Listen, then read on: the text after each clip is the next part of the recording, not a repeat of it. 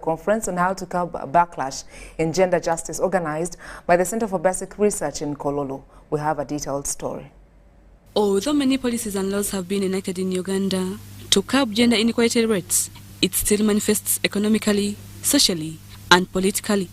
This has prompted the Center for Basic Research to launch a research project aimed at countering backlash in reclaiming gender justice. The purpose of this project is really to understand what milestones we have registered in gender justice in Uganda, but also the kind of resistance that the gender equality agenda is facing in Uganda.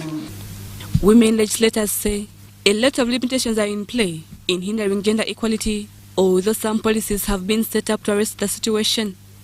7% of women are willing to come out on issues of constitutionalism, on issues of corruption, on issues of governance.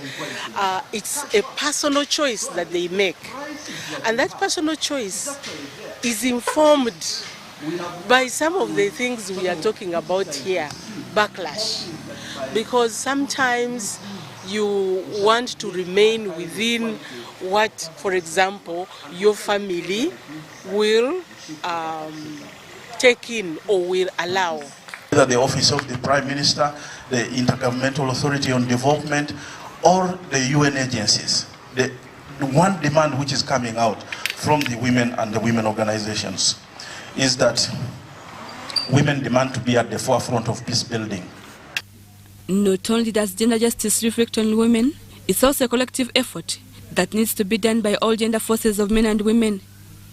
Gender equality and women's empowerment focuses at the existing discrimination, injustice and fairness that prevents a woman to be as a full human being in her own rights. My concern is whether we are hearing the men out there. Are we hearing the young boys who also say, you know, how are we going to prepare the husband to these girls that we are talking about? Stakeholders have now urged government and responsible agencies to implement the laws and policies that fight for the rights of women. We are being pushed. We are carrying a load.